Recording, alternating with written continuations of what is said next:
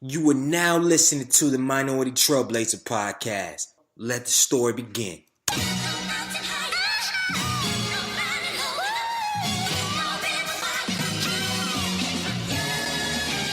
One time for the lovers, two times for the ladies, three times for the brothers, four times for the babies. Do you love her? Do you love her? Do you love her? Do you love her? Do you love her? Do you love her? Do you love her? Do you love her? Do you love her? Do you love her? Do you love her? Do you love her? Do you love her? Do you love her? One time for the lovers, two times for the ladies, three times for the brothers, four times for the babies. Do you love her? Do you love her? Do you love her? Do you love her? Do you love her? Do you love her? Do you love her? Do you love her? Do you love her? Do you love her? Do you love her? Do you love her? Do you love her? Do you love her? Do you love her? Do you love her? Brown skin, love her brown skin, love her brown. Brown skin, love her brown skin, love her brown. She my brown skin, love her brown skin, love her brown. She my brown skin, love her brown skin. Hold me down. Happy Saturday. It's Greg Hill from the Minority Trailblazer podcast tuning in. Yo, special edition episode. I just felt in my spirit to drop. Plus, he's going to be on national television on Tuesday, premiering something brand new. This is a world premiere. One of the best, deepest, realest podcast episodes. And honestly, they ain't a 2-hour episode too. It's like an hour and 10. So you're going to be able to rock and vibe. Couple housekeeping things. Remember, make sure you subscribe, share with a friend, share a friend to a friend. Make sure you go to greghill.com/MTP live for the tour dates. We're hitting Charlotte first, then DC, Atlanta, Houston, Texas, and ending with Brooklyn, New York. So make sure you come rock with us. Live podcast, interviewing amazing guests, and we're going to have a Thrive event after to really grow and build with everybody. And also in these cities, you're going to have an opportunity to ask me anything you want about podcasting, book, and all that on a VIP lunch beforehand. So I can't wait to touch the city, let it know where it's at. But I ain't going to hold this heat rock any longer. Let's get into the show. Side note, that voice sounded deep, right? Welcome to the Minority Trailblazer podcast, and I'm your host, Greg Hill, the culture change agent. On this show, we interview young, successful minorities in a variety of fields to educate, empower, and inspire our current and future generation of leaders. And I want to start the show off by saying this show is incredibly important to me. It's going to be groundbreaking. And the reason why it's so important, because the individual that I have, first and foremost, is an honor to have him on the show, what he's done for the culture, what he's done for his profession, and what he's done for me personally, man. I mean, going into A&T, many of you know my story. Joined fraternity sophomore year, and the reason why is because they had valedictorians. They had people that kind of paved the way, that were phenomenal leaders, very charismatic, but just did real stuff. And the reason how I got into the fraternity was through a man named Jonathan McCoy, man. I saw him at a honor society meeting, and he was just so phenomenally deep and talented. And I got to talking to him, and I was like, yo, so why did you join the frat, man? Because sometimes you in fraternities in high school and college, you just see a certain type of demographic, specifically alpha. And one of his main reasons was, he said, oh, Howard Conyers. I was like, oh, who's Howard Conyers? And after doing my research, man, and just the impact that he had on North Carolina A&T, and just to see his growth over the last 7 to 10 years has been so motivational, so aspirational. And every single time I've ever had a conversation with him, he just spoke life. And most importantly, spoke life, but he lived life to the fullest in so many different aspects. And I know he is going to give a huge value add to the listenerships. This is a special episode, back-to-back podcast, and I really just can't wait to share his story and his narrative, because we're talking about, and I'm gonna get into his bio. I ain't gonna steal the thunder of the bio of him, but we're talking about a rocket scientist. We're talking about a pitmaster. We're talking about, there's so much more depth to him and the stuff that he can provide. And he sat at the feet of some of the world's greatest thought leaders. I'm talking about John Hope Franklin. I'm talking about some of the world's finest, just educators, mentors, leaders that have changed the world. So I just can't wait to jump into this interview. I'm going to read his bio. Mind you, this is probably going to be the longest bio that I've ever read on the Minority Trailblazer podcast, but I have to, because this man has done and been able to do so much for the culture, and has so much more left to give. Plus, he is going to be world debuting on national TV cooking channel Man Fire Food this Tuesday, 9 p.m. Eastern. Have a show. I'm going to jump into his bio and then we're going to get right into it. So in 2009, at the age of 27, he earned a doctorate in mechanical engineering from Duke University, making him one of less than 20 African Americans in the country to earn this degree. He completed his undergraduate studies from North Carolina A&T State University. Long before all of the educational training, he proved his father at the age of 11 that he was ready to continue the family and community tradition of South Carolina whole hog barbecue by cooking his first pig alone at 11 years old. A lot of pressure for a kid, especially with family members judging in Paxville, South Carolina. We're going to get into that. Paxville, South Carolina, break that whole down. By day, he makes use of his Ph.D. by working as an engineer at NASA Space Center since 2009. And I remember growing up, everybody said you could be a rocket scientist. And he's the first person I ever met I knew there was really a rocket scientist. It was always crazy to me. And by night and weekend, he is equally impressive. And what makes him sought out nationally, one of which he is noted traditional South Carolina whole hog barbecue pitmaster. That's what he does. That's his gift. That's his talent. And he has used this tradition as a platform to host educational dinners on South Carolina barbecue, a Creole and Gullah family reunion, and most recently, a Senegalese cuisine, where he invites noted culinary experts like Benjamin Dennis, Pierre Thom, and Vance, how you say his last name? And Vance Frockelson. I can't even pronounce these guys' names. And he's been featured in publications including Southern Living Daily South, the New Orleans Magazine, The Advocate, and the New Orleans Times. I don't even know how to say it, and that's just to name a few. He's also a fellow of the National Food and Beverage Foundation, and beyond cooking, he was recognized in 2016 as a Next City Vanguard as one of the 40 of the best and brightest young urban leaders under 40 in the nation. Currently resides in New Orleans with his wife, Catherine, and his two boxers, Aggie and Lily Rose. So without further ado, I would like to introduce my brother, rocket scientist, pitmaster, I will say it, legend, Dr. Howard Conyers to the Minority Trailblazer podcast. Welcome to the show. Thank you, Greg. It's my honor and pleasure to be here. I told you a long time ago, I saw you doing great things, and I just wanted to be a part of it at some point in time. Hey, man, it works out perfectly. And it's just to see, because I remember when you was just selling throws, like you was a rocket scientist and you were selling throws and the whole business concept 17, and just to see you double down. Cause when you started, I saw the first picture of a pig. I was like, what is he doing? Like, he's a rocket scientist. Like, why does he have a pig in his profile? Like, so I'm just excited to really dig deeper into your backstory, where this all came from, but also share some practical tips because we have a lot of students that listen to this podcast. We have a lot of parents that listen to this podcast. So for the parents, some things that they can kind of do with their children, because let's not forget you're a valedictorian.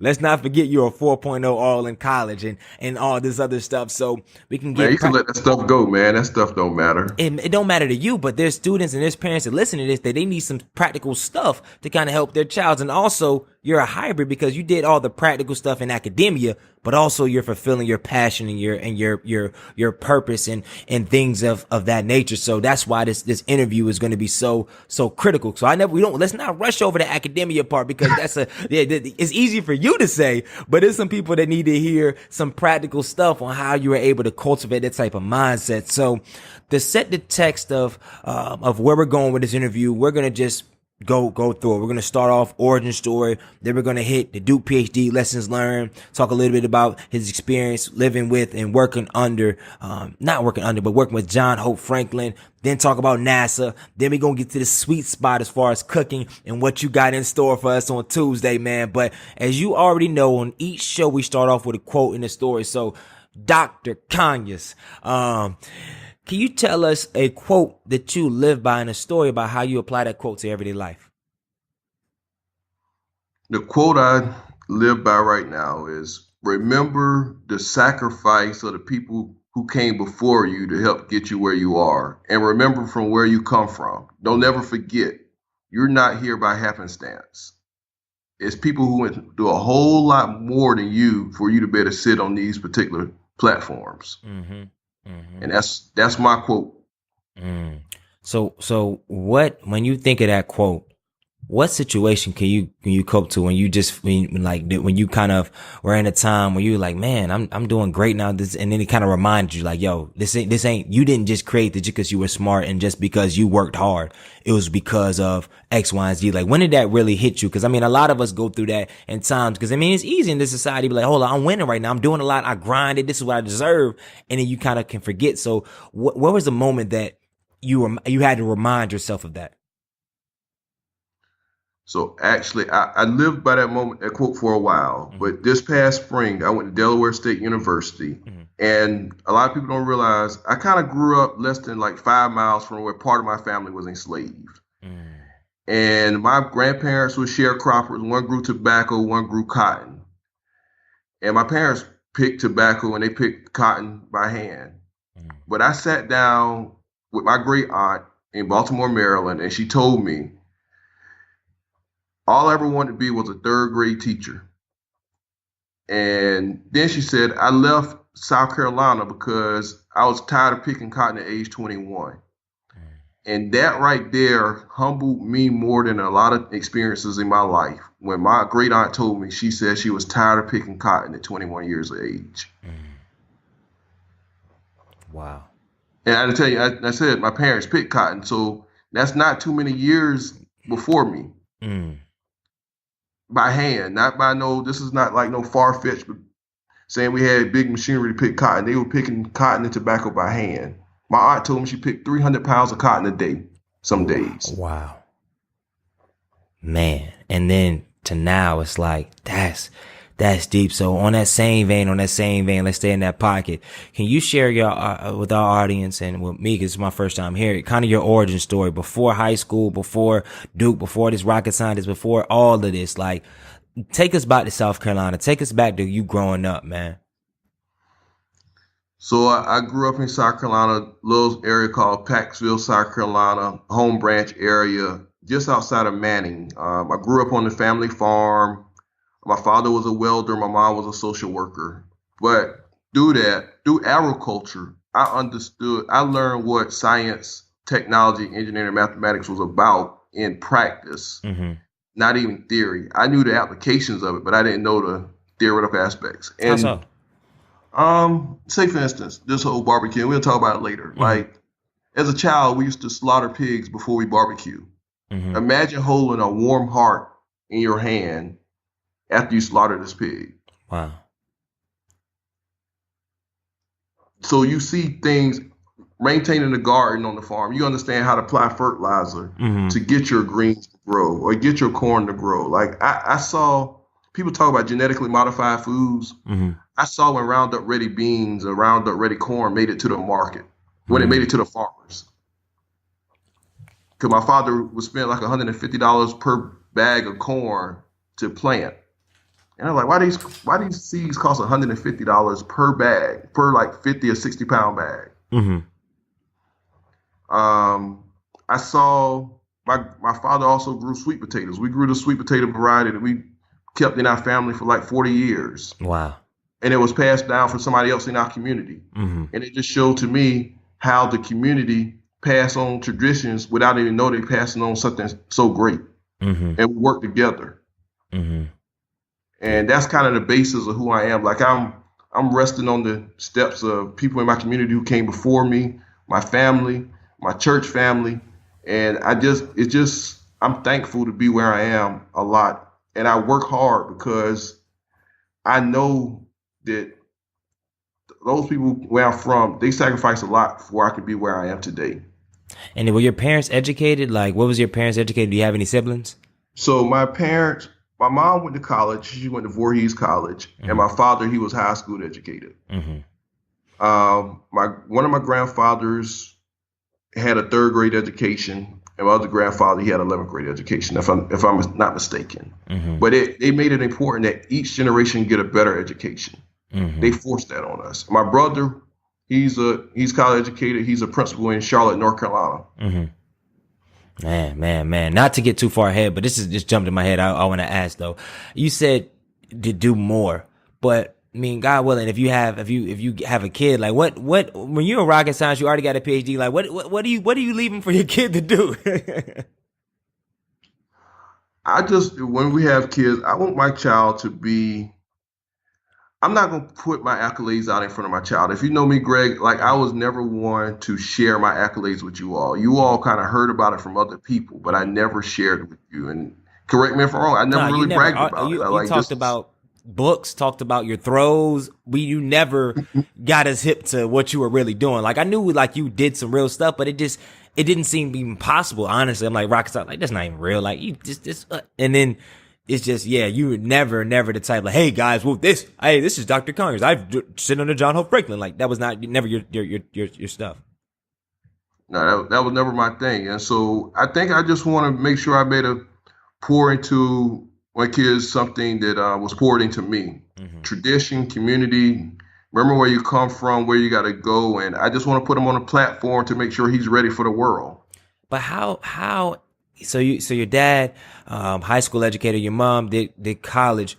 But what as a kid, like what did you inspire to be? What motivated you? Like what was like outside of your examples, of course, with the community, hard work, integrity, soft skill stuff, like what was your vision as a kid growing up in South Carolina? Cause I've drove down South Carolina. South Carolina is not the most friendly place. So like what kind of stuff did you do? Like, cause I just want to kind of get inside your head as a kid. Honestly, Greg, I didn't really have like where I'm from in South Carolina, a lot of opportunities for exposure. I didn't know what engineering was. All I ever knew in life is I was good at math and science. That's all I knew. I didn't really learn what an engineer was until my 11th grade year of high school. We didn't have boys or girls clubs. My boys and girls club was maybe driving a tractor on a weekend, maintaining the garden, doing stuff like that. We played sports. We played football, basketball, those type sports. But all I ever knew in life, I want to do something math and science related. And I think the pivotal moment in my life, I used to see my father work long hours, 30 to 40 hours. Well, he used to work 40 hours a week, but then sometimes he'll work on the weekend overtime as a welder. And I'm listening to him talk, and I'm like, man, he's a very smart man. And when I saw his work ethic and I saw his ability, I was like, geez, I could take something. I have that ability within me. I just need to take it to the next level. Not to get a PhD, but just take it to the next level and see how far I go. Yeah, nah. And in high school, because we're about to get to college real quick, but in high school, like, what did you do? Because I always talk to my high school students, and I'm like, yo, it's about what you do in your free time. It's about kind of people you hang around with, what you do. That kind of creates who you will become. So what kind of stuff did you do in your free time, or what type of people did you hang around with in high school? I hang around a variety of different people, honestly. Like, I spent a lot of time around my father. Once I got in high school, like I ended up quitting playing sports because one thing I realized in the South, we put a lot of emphasis on football. And I saw my brother, I thought he was a good athlete. I thought he was a great athlete. And he didn't get the opportunities that I think he should have got provided. And when I saw that, I said, well, I got something else I could use. And I said, I use my head. I made the decision after ninth grade to leave sports alone because it just didn't make sense to me. Nah, I feel you on that. And what did you do with your free time? Were you around more so your dad, older people? Were you around like friends in high school? A lot of my free time on the weekends and stuff, I spent around my dad just trying to once I got in high school, a lot of people didn't know I was really kind of like perfecting my craft of barbecue by that point. I mean, I had already started perfecting it, but I just got more into the tradition and agriculture, and I used to collect antiques and stuff. I used to spend a lot of time going to auctions. Wow. So I can understand the past. And I know we're going to get there later in the show, but since we're already in that space, at 11 years old, you did your first like hog. So break us down, like, why was that big for you? Like, what was so huge and fundamental, and why was that like that had to be in your bio? At 11 years old, you did a hog. I think people cook whole hogs at like 30 and 40 years old per Google instructions. To me proving to my father that I had the skill and the ability to cook a hog that's a real test. And to have your family judge it, your family will talk, at least my family, I can't talk about your family, but my family will talk bad about you if you don't deliver. Oh, heck They'll yeah. be supportive, but they will talk about you. At 11 years old, they'd be like, "Hey, yo, hey, Howard, that ain't you." At 11, they would talk about you. Yeah, that you're like you got some work to do. I Nah, mean, they're just real. My family is straight up. nah, I feel that. I feel that. And I can't wait to kind of double back later in the show on that, man. But all right, let's get into college, man. College, North Carolina A&T. Is that the only school you apply for? Actually, I applied to Clemson and a lot of other UGA and like I was ready to go to Clemson, Mm-hmm. but Clemson didn't give enough money, and my father like you got a full ride to North Carolina A&T, you going to A&T. And real quick, because I missed something because we do have a lot of parents that listen to this podcast. So let's go back to high school. If you can give some advice right now, imagine that you're talking to some parents right now and try to give, cause they're like, my kid, I'm struggling with him. I don't know how to push him academically. I don't know how to just get him involved and engaged. What would be a couple nuggets that you would lay on them from your experience and what you kind of see? I mean, cause you talk at schools, but also what you see from a high level as far as working with your passion hog and then working in freaking NASA. Like, what kind of jewels would you drop on them? I would say try to give your kids the tools to succeed. My parents, in my particular case, my parents couldn't help me at a certain point with my math and science homework, and they said, honestly, I can't help you after about eighth grade. Mm-hmm. But if I need help, make sure you have those things in place. It don't need to buy a kid a $150 pair of Jordans and they can't do a math problem Mm-hmm. or they can't read a science book. Mm-hmm. There's no need. Mm-hmm. You're just setting that kid up for failure. Mm-hmm. Okay. So that's kind of The core thing. making sure they have the core things. The core things and just utilize, because I was talking at a graduation 2 days ago, and I think in Africa, for the model that I've seen and when I've been talked to, there was a village. Everybody was a part of this village. Everybody, if one person was starving, everybody was starving. It was more a nurturing mindset. And I think in society, specifically for parents that are struggling, we're kind of, I'm not say where, because they're like, hold up, Gio, you're not a parent, but I've seen it where they don't really ask other parents. If I see another kid and they're doing what they need to do, asking them for help, like, hey, right now I'm struggling. Can my child can be with your child? I don't know what that looks like, but having that village mentality. So if you are of lack, find people that are doing it and just kind of just talk to them, be open and transparent. Like we're all here to win together. And if you are doing well, bringing somebody along, of course, unfortunately, as the kid, you can't just bring everybody into your space. But I just feel like that village mentality for some reason is kind of getting lost in the culture. And in order for everybody to win and move forward, we need to kind of bring that stuff back. So if you don't have the resources and you don't know how to get the resources, having the humility to ask. And this is for my entrepreneurs out there as well. This is for my change agents as well. If you need something, ask directly. Like I talked to a friend of mine the other day, and for the conference, we're looking at sponsorship. So instead of me beating around the bush, say, God, I have it set up. What do I need to do to get sponsorships? I don't have that. I don't know that realm, and I asked it directly. He's been able to lead me, but if you do not ask specifically and directly where you need to help you tell people, then nobody can help you out. So that's a little nugget right there. But but you got to go to the village. You got to ask. Mm-hmm. And even if you don't have it, you got to ask. Mm-hmm. Somebody knows that resource. Somebody knows that point of contact. Somebody knows a English professor that could help your child, English teacher that could help your child learn how to become a better writer. Mm-hmm. My brother, I'm not going to share all the details about my brother wasn't the greatest writer in the world. Mm-hmm. And to see him become a principal means a lot to me. Mm-hmm. Mm-hmm. That's big. That's big. So in college, man, valedictorian 4.0, like what, what was your college experience like? And what drove you to say, I'm going to dominate this? And then why'd you even join the fraternity? So college, when I got A&T, honestly, I didn't know if I was gonna make it.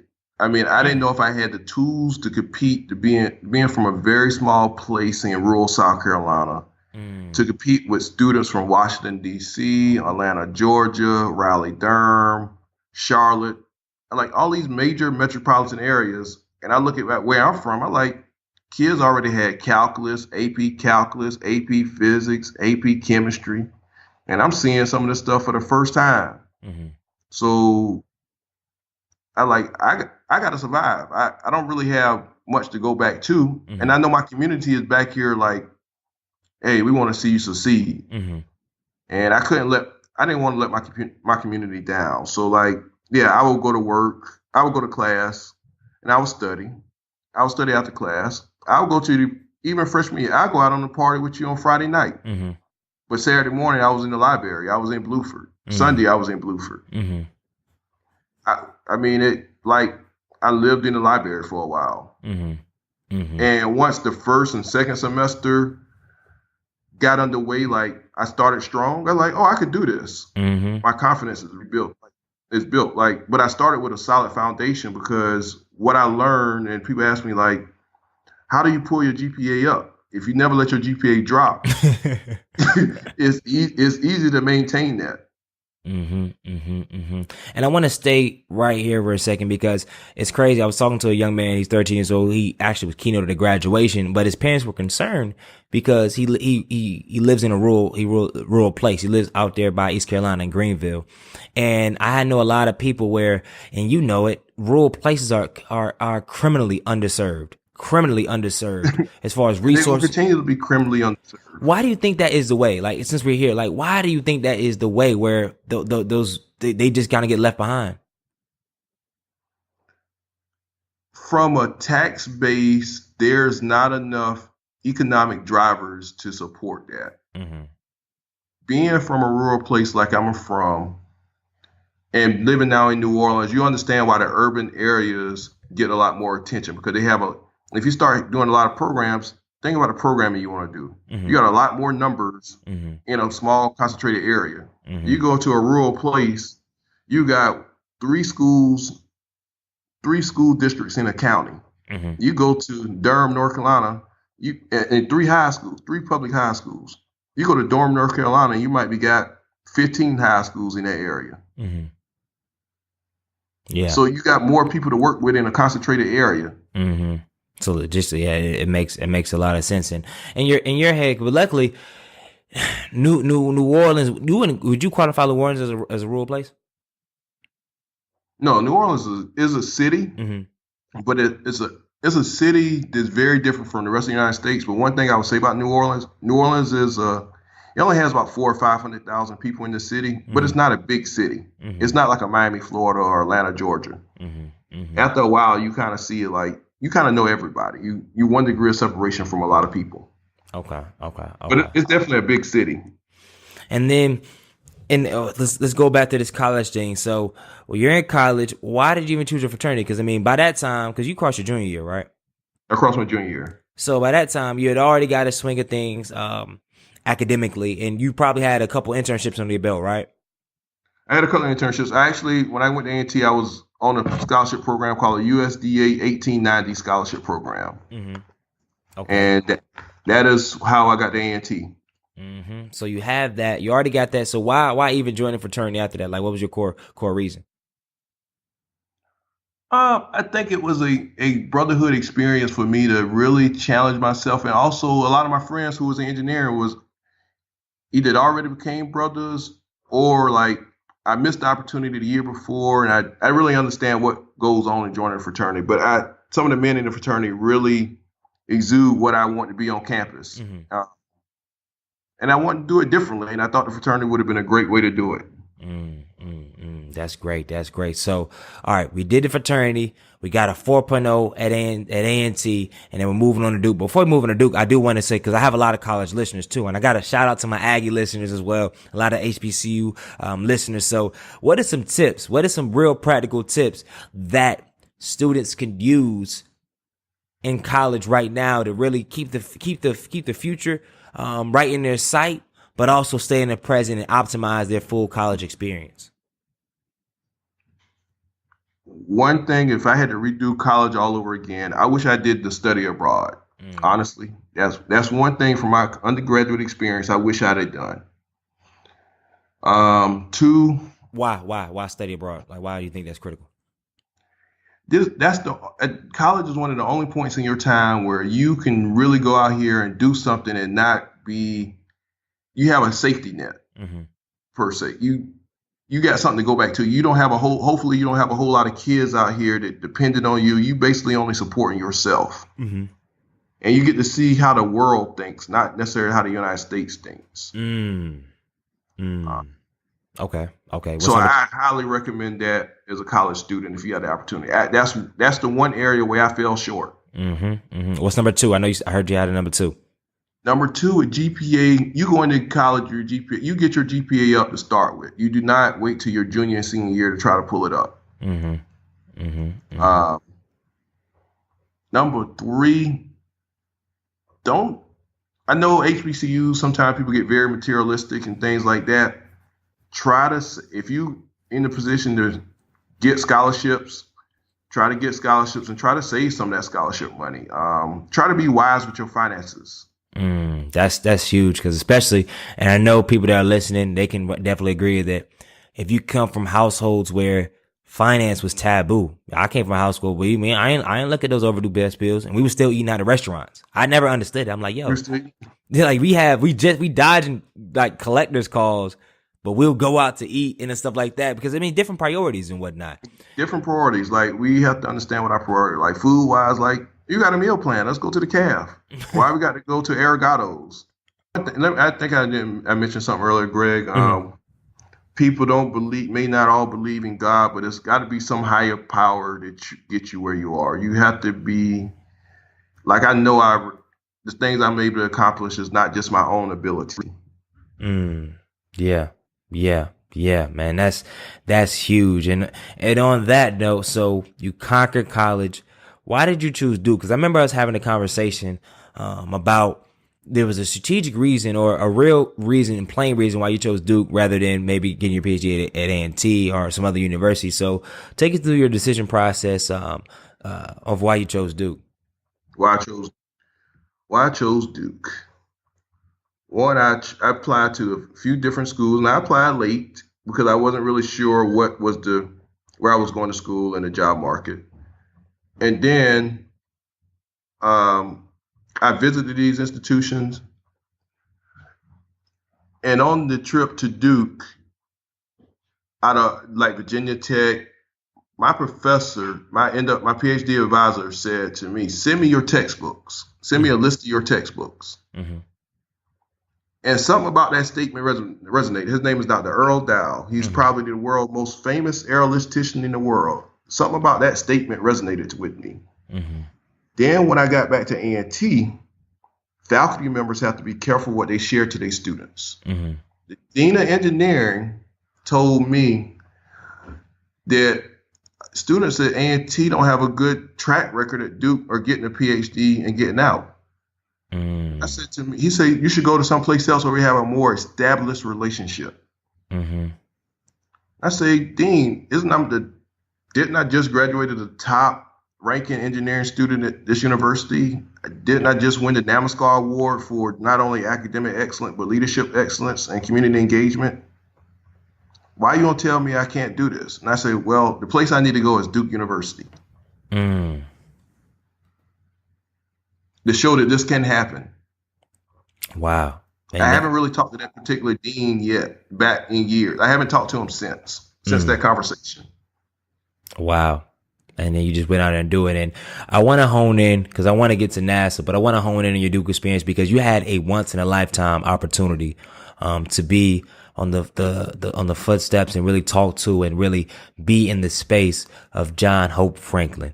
So Dr. John Hope Franklin, can you please share with the audience a little perspective and a backdrop of who he is, and then also talk to your experience and what you learned being around him at Durham? Interesting question.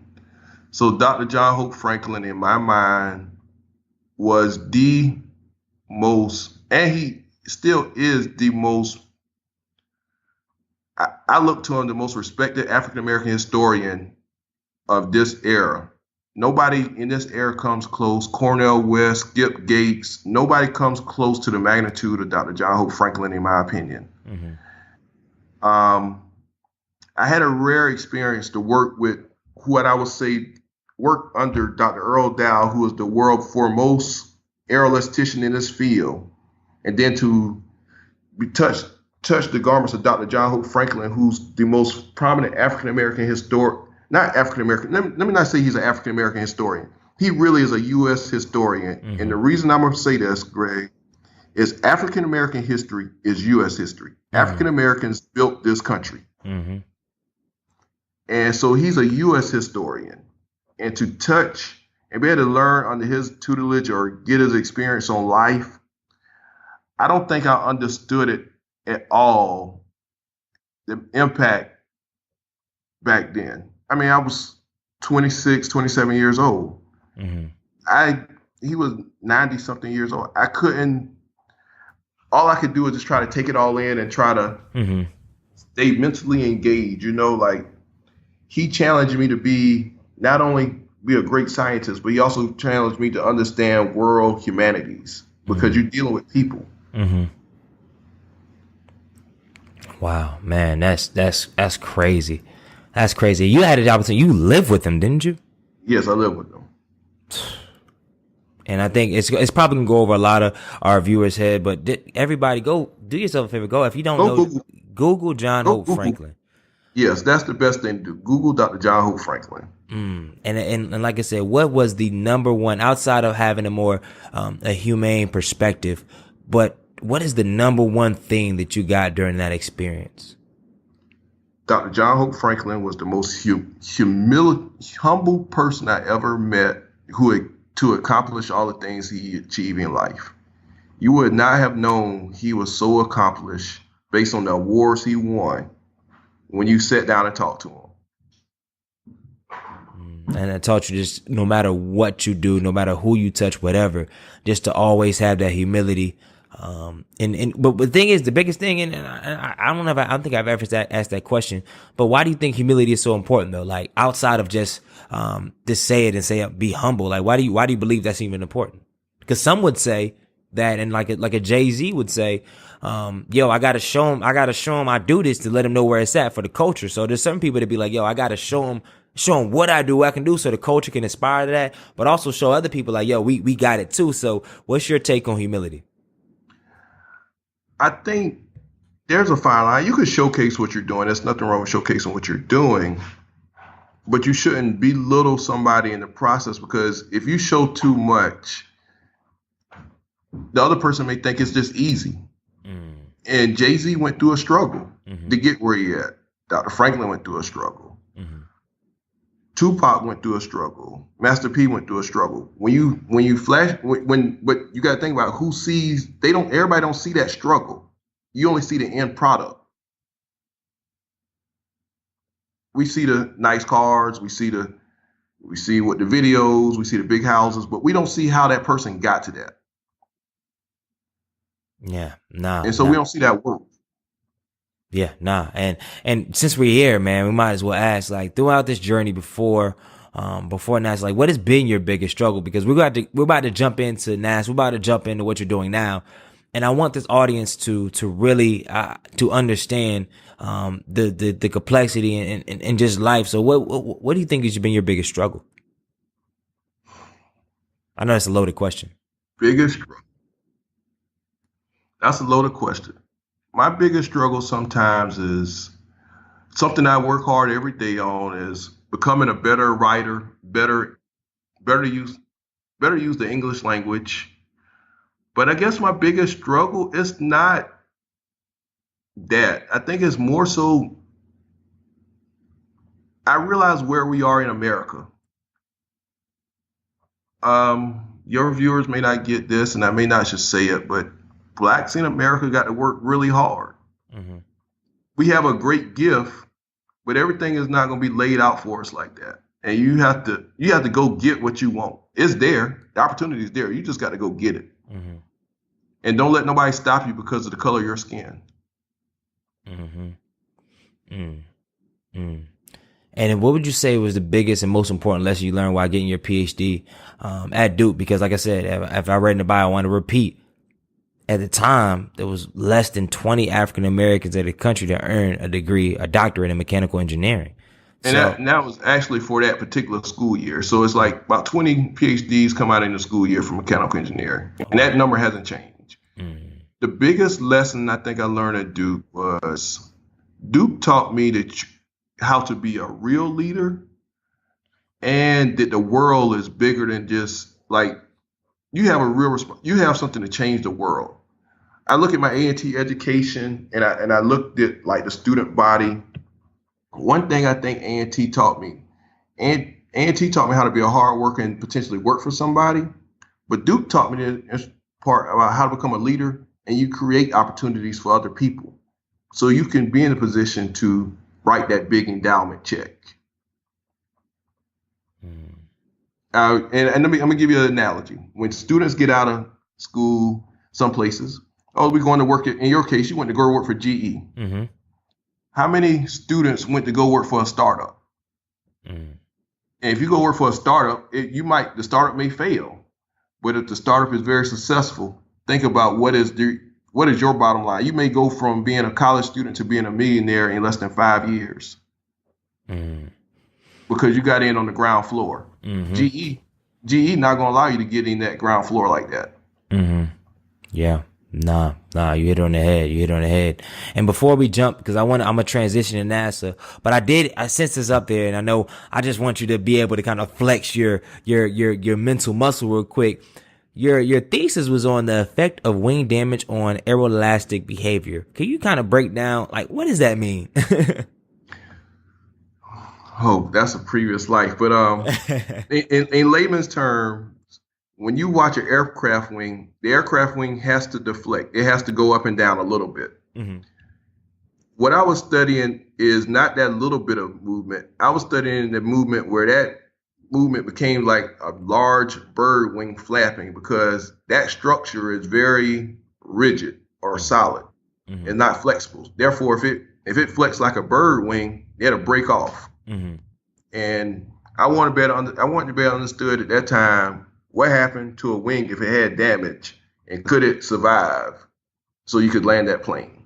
I'm gonna leave that right there, because I know we can get deeper, but I just wanted to break. That was interesting, because I know we can go deeper into that, but let's leave that right there. So that's fine. So if we transition to NASA, like where did NASA come from? And then from a wider perspective, did you ever dream that you would really become a rocket scientist? I never dreamed I'd become a rocket scientist. My mom told me one time I wanted to go to space camp, but she said we couldn't afford to go. Honestly, how I got to NASA was usajobs.gov. Which sounds crazy, but that's how I got to NASA. And it wasn't where the location. Well, it's not really that easy, but I figured like NASA was a good follow on to Duke. I mean, I had a couple of opportunities like Boeing and a couple of Air Force like laboratories, defense companies. But I said, well, NASA, it's good. Nobody knew where I was going to work at outside at Stennis Space Center, but I think to get your foot in the door and I see where I could go, I figured once I get my foot in the door, if I want to be with NASA for a career, I could possibly go to different places. But sometimes you just got to get your foot in the door. It may not be in the location where you want it to be. Like people think about NASA, they think about Kennedy Space Center in Florida, headquarters in DC, or they think about Johnson in Houston, Texas. But I went where the door was open, and that was in South Mississippi. So what was your first day like on the job there? It was just kind of awestruck, because you saw what they did with testing rocket engines. You say, wow, this is where all this happens at. This is what really drives vehicles in outer space. When you got on the test stand and be able to see that hardware, and you're providing the data and stuff like that to be able to help astronauts get out of space. That was it was inspiring at the time. At the time.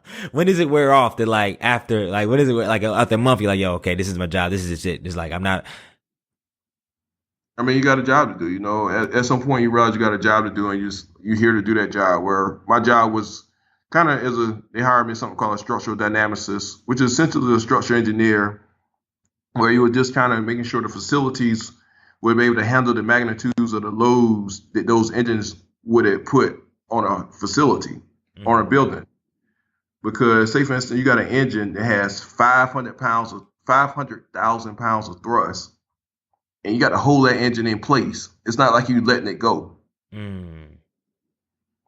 Man, And it's kind of hard to say to handle 500,000 pounds of thrust, and you got to hold it in place for 5 to 10 minutes. that's and on that note, like what was the coolest thing you have seen thus far? And I know you have like, and because we don't have the time to really talk on the projects you've worked on, the multi-billion-dollar things you have been a part of. But what is the coolest thing you've seen thus far, like at NASA, that you've been a part of? The coolest thing I think I've been a part of, where like I worked on this team, I led this team where we developed these new high dynamic range video camera systems. Being able to work on a technology development like that and see how it can impact the world has probably been the coolest thing I have seen that I have been involved with intimately at NASA. Like can you break it down, like what that really is, so our audience can kind of visualize? Because it's going to be hard to visualize. Because even when you say that, so imagine you're looking at a fire. All my life story revolves around fire right now. But imagine you look at a really bright fire and you can't really see the details in that fire. This particular camera technology development effort will allow you to see the structure of that fire, the details in that fire, how it's flickering, which way it's flickering, what's the brightest spots of that flicker. Hopefully that makes sense. Wow. That's crazy. That's next level. And I know you've seen Hidden Figures, right? I've seen Hidden Figures. So what did you get from that movie? Because I mean, you probably have a different perspective, being that you actually work at NASA and are rocket scientists. But what was your takeaways? What did you leave feeling in that movie when you watched it? I love that movie. Everybody in America need to see that movie, Black, White, Green, Orange. My takeaway from that movie is we need to get more diverse people into NASA still today in all these STEM fields: science, technology, engineering, and mathematics. We need to get more people of color, more women. We got to get more people like that into the field, because diversity brings about a better solution when you do innovation. Yeah, you hit it right on the head. And I'm gonna segue into, because I have three. I got more than three, but some people submitted some questions they wanted to ask you specifically, and one of the questions was, what impact? This is from Daryl Daniels, PZ. What impact do you see increased visibility of blacks in STEM having on the future demographics of STEM related jobs? Like,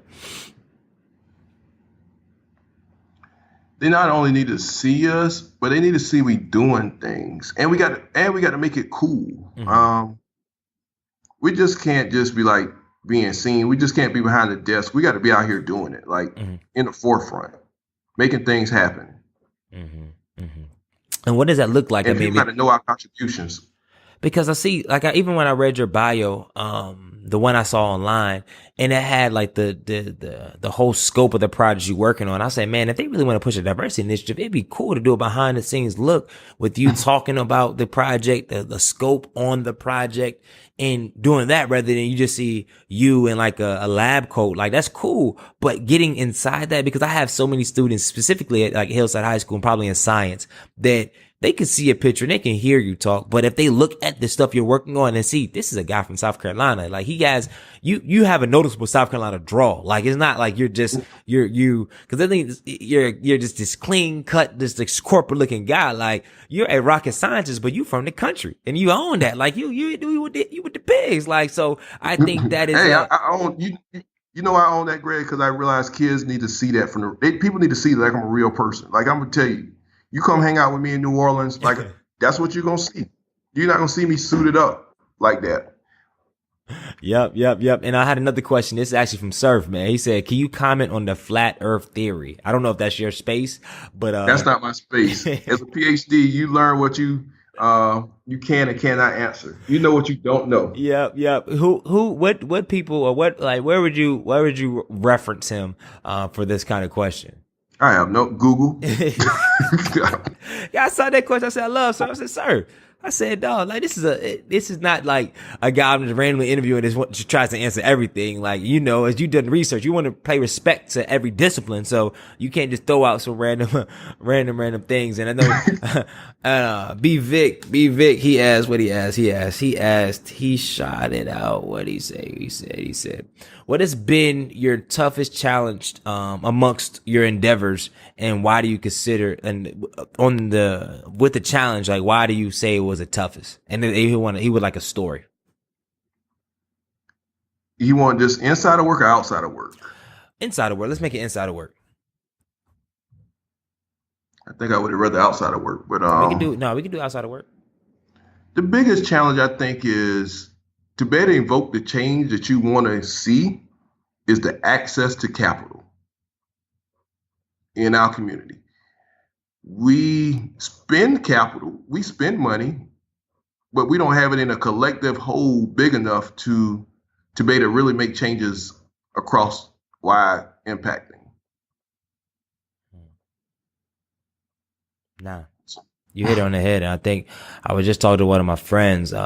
Shout out to Drew. He's also a bruh, Hampton bruh. And I think that's the biggest thing. We have a lot of ideas. We have a lot of natural talent. But at the end of the day, that capital piece is so critical. Like that capital piece. that is it. That is the game. Like, you can have all these great concepts, all this raw talent, but if you don't have the capital to keep it going, then it's really tough. And on that, because we talked about NASA, we talked about Duke, we talked about all this, but what in the world, like, not what in the world, but like, what changed over the last couple of years to say, yo, I really want to give this cooking thing my undivided attention. Like, I really want to be specific and grow in that space, because I know we have a huge show coming up, and this is something you've been working on the last couple of years. It's been in the lab, working on your craft. So as we enter this segment, like, when did it dawn on you? Because I know you already had another business that you were doing, but when did it say, yo, let me just start getting more serious with this cooking thing? So it's funny you ask that. I've been cooking whole hogs all my life. People don't understand this. Like, this is not no 4 years ago type start, but it started back it started once I moved to New Orleans, and I said, I moved to New Orleans. I didn't see barbecue as I knew it. I'm in one of the biggest food cities in the country, and I didn't expect for them to have barbecue, but I saw on the menu something called Carolina barbecue. And when I tasted it, it didn't taste like Carolina barbecue. So I said, this is not what I know Carolina barbecue to be. I want to be able to educate people on what is real Carolina barbecue. And from that, I entered this fundraising competition called Halls for the Cause, where they raise money for pediatric brain cancer. And people start saying, we got this rocket scientist Pitmaster. And I didn't think much about it. I like cooking hogs. That's what I did growing up. It was a part of me forever. But then, through involvement like that, I start looking at something at the landscape across this country. I said, barbecue. An article came out one time. They said the 15 most noted pitmasters in the country, and they didn't have one black pitmaster in that list. Then a follow-up article came out and said the best known pitmasters in this country, the earliest pitmasters in this country was the enslaved on the plantation. I start digging some more. I have a Ph.D., Greg. This is where I used the Ph.D. to do some research. I start doing research. I start seeing old pictures from the late 1800s saying how they cook pigs in the ground. I saw those images. Mm-hmm. I remember my father saying he used to cook pigs in the ground. I went to give a talk at Dillard University on the commercialization of pulled pork. And I asked him, when you cook the pig in the ground, I said, can you draw a sketch of that picture of that particular pit? When I saw that picture of that pit, I realized my father was cooking barbecue the same way as those men on the plantation was cooking. Mm-hmm. And I realized from that point forward that I had a responsibility to those unknown enslaved cooks on the plantation to make sure their story was told. Not how they cook barbecue, but make sure they understand that they was people who gave something to America when you look at the modern day barbecue landscape. And I encourage all viewers, all your listeners, just look at how barbecue is in their communities in the city. Who's the most popular barbecue restaurants in a given location? Who they look like? What's the demographics? Who's in the back? Who's in the front? Just look at it. And form their own opinions. Don't go on my opinion. Go on their own opinion.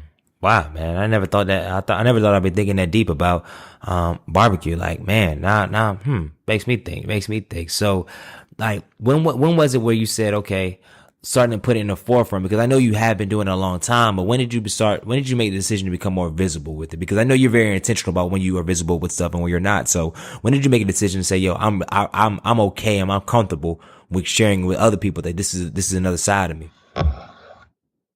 So I was trying to help in the community, Greg. I formed this thing called iSTEM NOLA, and I was trying to help underserved and at-risk kids, minorities and women get exposed to STEM professionals. But one of the drawbacks with making that venture successful was I didn't have the capital. And then when I look at who had capital, what kind of platform they had to stand on to raise capital, I didn't have that. But I had this thing with barbecue and being a rocket scientist pitmaster that could possibly be a platform to do that and do more. And I dissolved iSTEM NOLA. We went through a social entrepreneurship incubator. I finished the program because I don't believe in quitting. I finished the program, but after the program was over, I said from that point on, my extra time outside of work would be committed. I would be committed to this South Carolina whole hog barbecue. Mm-hmm. And I was very, very strategic. Where I go cook, I don't cook any and everywhere. It has to be something. It's not always about the money. I never made any money from cooking barbecue, to tell you the truth, Greg, since I've been in New Orleans. Mm-hmm. I have spent money, but I haven't made money. Mm-hmm. Money may eventually come, and that's fine. And I'm going to take it. Mm-hmm. But I invested a lot of time and capital on my own to make sure this goes out so people could see this in a genuine way. I love that, man. So, but to also for myself, break down what it is cooking a whole hog, like a whole pig. Like, what is that? What does that look like? What is it? Better question. What does the process and the preparation look like and like to actually cook it? Cause I know you just wake up and like, okay, boom, let's go ahead and put the thing on the grill. Like, what does it look like? What's the preparation process? Do you want the traditional answer or you want the how I'm cooking it now? You can go how you're cooking it now. Okay. So I'm bypassing the slaughtering process I did years ago as a child. Mm-hmm. We bypass that. I go to a farmer because I like to know where my animals come from. Mm-hmm. And because I know how they're raised. How is that important? Why is that important? Break it down. Why is that important to know where animals come from? You are what you eat. If that animal eat garbage, then you're eating that garbage. Mm-hmm. So if you know how that animal is being raised, you know what the animal's eating. You know what kind of life the animal's living. So I buy a pig already slaughtered, and I know where the farm is coming from. We butterfly it. We spit the black bone, so we butterfly it out so it'd be nice and flat. And we put it on something called a pit. And whether it's made out of cinder blocks, sheet metal, and we just cook it low and slow for like 14 to 16 hours. And how long does the process take for gutting it and doing all that stuff, butterflying? Like, what is that? And do you have to, once you do that, do you have to put in like refrigeration, put salt on it? Yeah, you have to put in refrigeration and stuff like that. That would probably take about 4 hours. Mm-hmm. But it takes a lot of people to do that in 4 hours. How many people?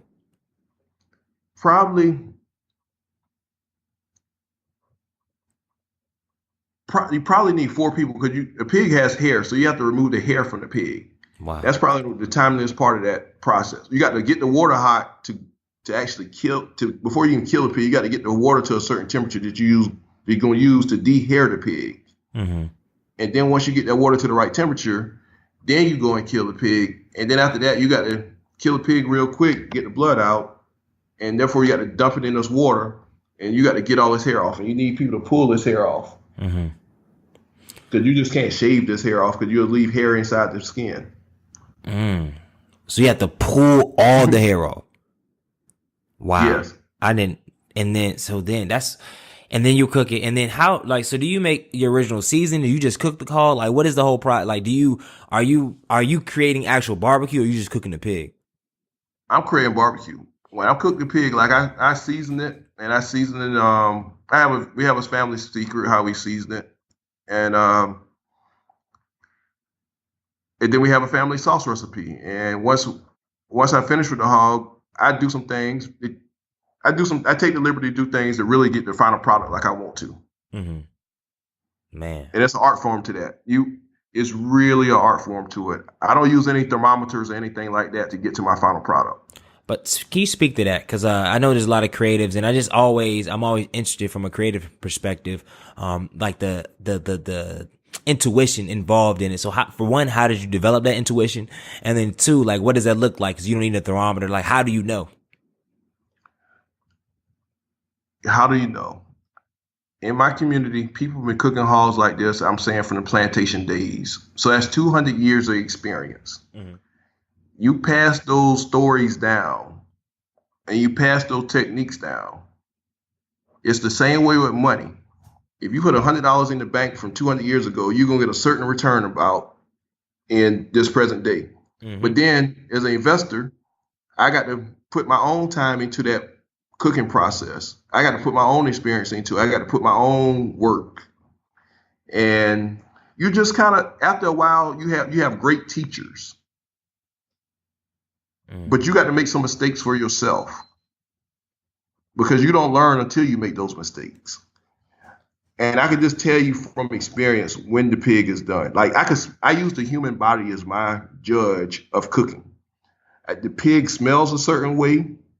Once it get in a certain process of cooking, it looks a certain way and it feels a certain way. Mm-hmm. And you can't, it's one of those things you can't really write down or just easily tell you how that looks. Mm-hmm. You just got to be in the space and be highly observant. Because I grabbed a lot of things, and I hope the viewers may catch these nuggets as far as specifically like what the pig eats. That goes into you. Like it's the energy around it. That's really important.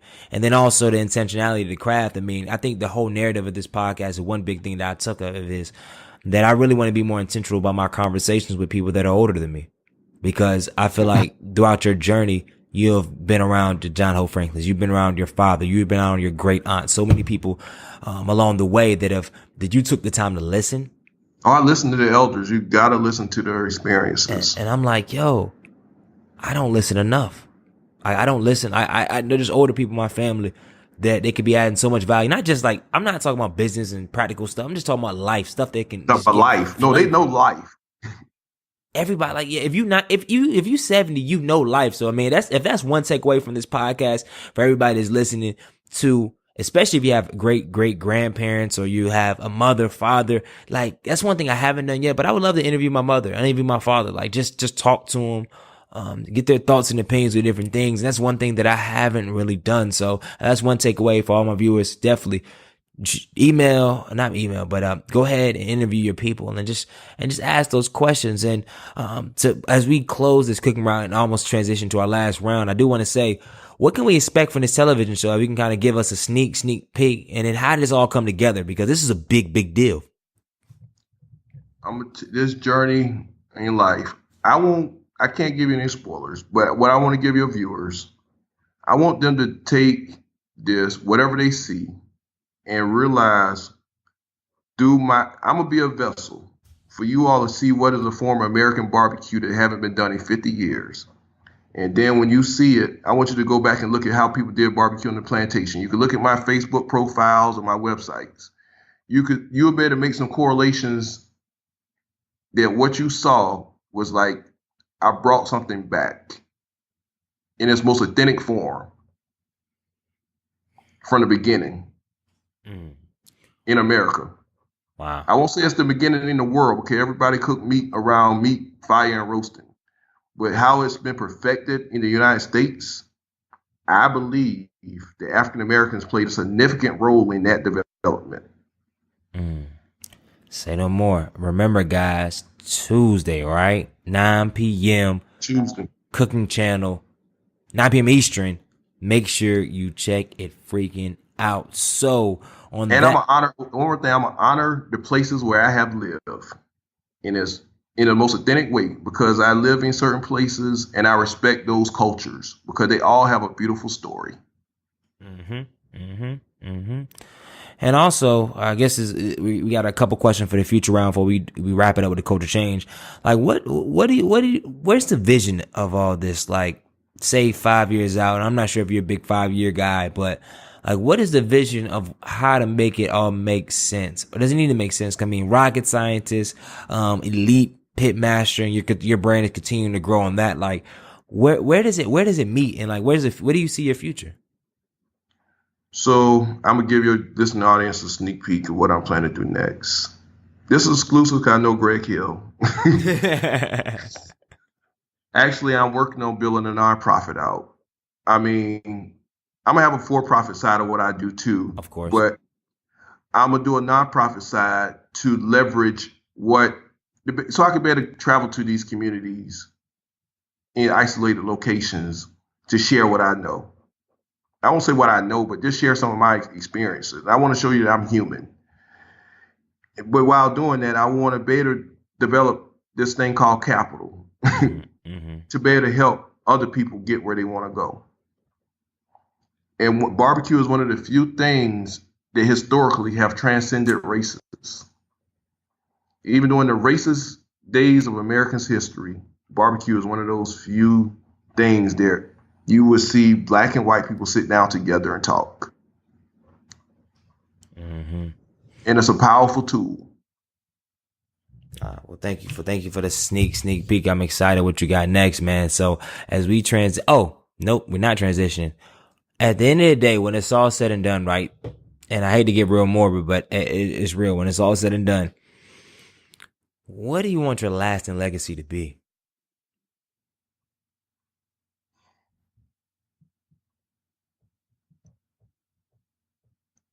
I want my lasting legacy to be when I heard you say something about Jonathan McCoy looked up to me.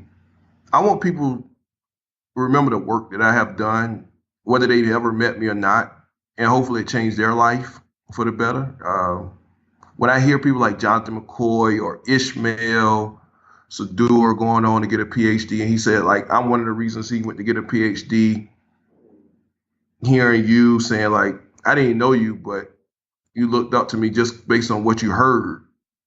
I want things like that to remember, and I want to leave America with something that they always have. They can put their hands on, whether it's a book. I want them to understand barbecue. I want them to understand who had a role in barbecue. So I'm gonna write it down so they could document it, so they can have it. I want something to live beyond me, and I want people to become better than me. And I always told you, I want you to be better than me. I want you to be Howard Conyers. You don't have to be Howard Conyers. I want you to be better than Howard Conyers. That's real, man. That's real. It's received and respected, man. So as we always do, it's a culture change round where I ask a series of 5 rapid fire questions and I get 5 rapid fire answers. You ready to go? I'm ready to go. What's the best piece of advice that you have never received?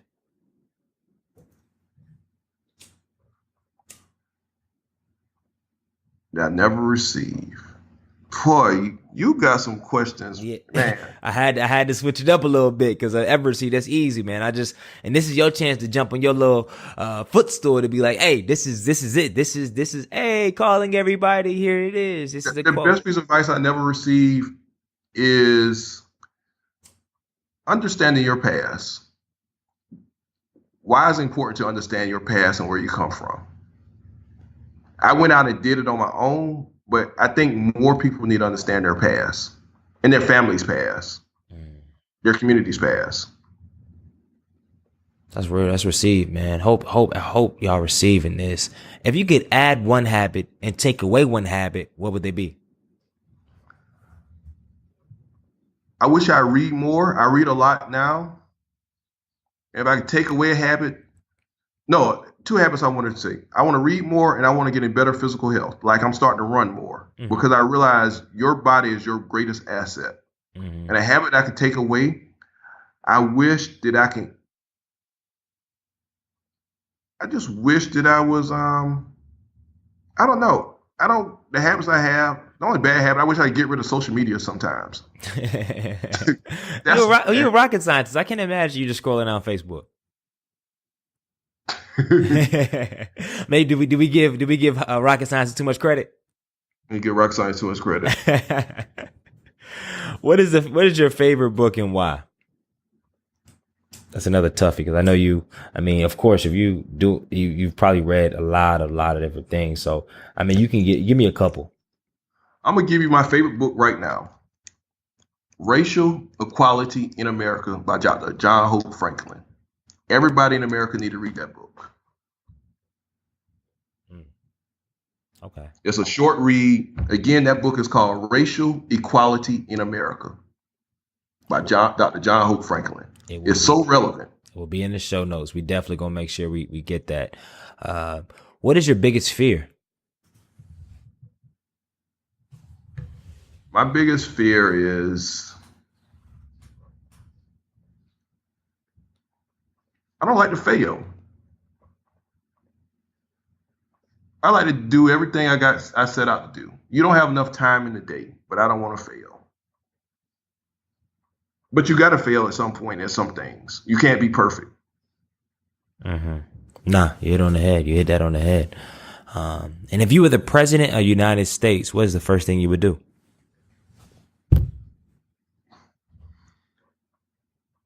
Right now, I'll just try to bring people together. We have to bring people together because people is our greatest resource in America. If we don't work together as people, then what do we have? Say no more. That's succinct. So our last question in this culture change round was phenomenal. We wrapped that up. Our last question of the podcast.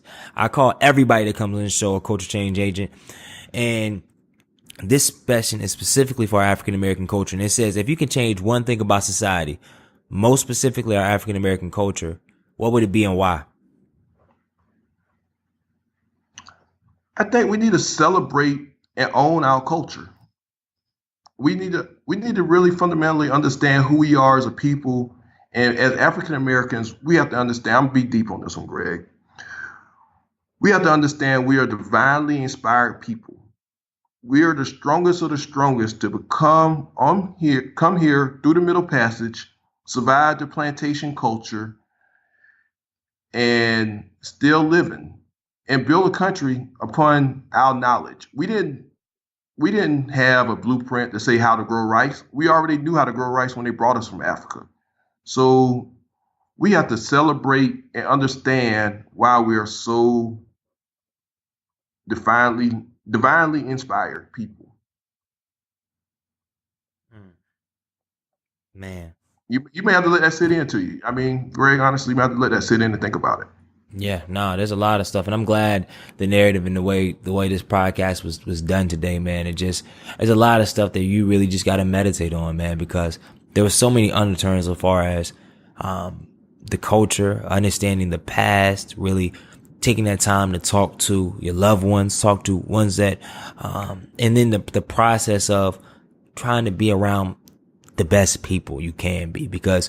And we didn't talk about it on this podcast because, I mean, just for time and brevity is concerned, but you just want to be around the best, like want to position yourself to be around the best. Like I know I've encountered across your academic journey and definitely across your culinary journey, the effect of when you're around elite, high level people and what you can learn from and what you can grow, but also too, how you can position yourself. And I think we talked about it, how you have positioned yourself to be in these spaces. And now, yeah, no, I definitely like to be around the best people. Like honestly, like I've been around some of the best people growing up cooking, but like now I like to be around some of the best people to see what they do. They want to see what I can do, but I want to see what you can do. I can do things that a lot of people can't do, Greg. I understand that, but I want to be around the best people. And they want to know more about how to get in contact with Howard Conyers. Make sure they go to my website. Oh yeah. Nah, we right. Hey, Minority Trailblazer Nation. First of all, Dr. Conyers, man, where can we find you online? Show us where can we find you online and find out more about what you do, support, and all that. The best place to find about me online now is howardconyers.com. Again, that's howardconyers.com. And I'm pretty sure Greg will send it in his link, but it's HOWARDCONYERS.com.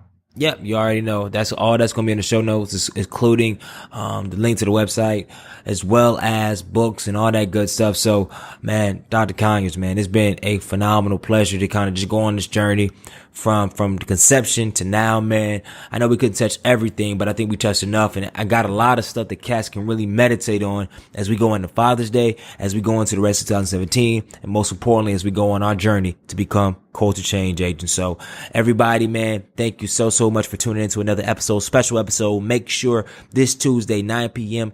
Eastern, you're watching the Cook channel. He's going to be on debuting some brand new stuff to really emphasize the culture where barbecue really comes from our own unique perspective. So be on the lookout for that. Thank you again. And make sure you leave a review. Make sure you tell a friend to tell a friend to tell a friend. And make sure you are living and changing the freaking culture. Good night.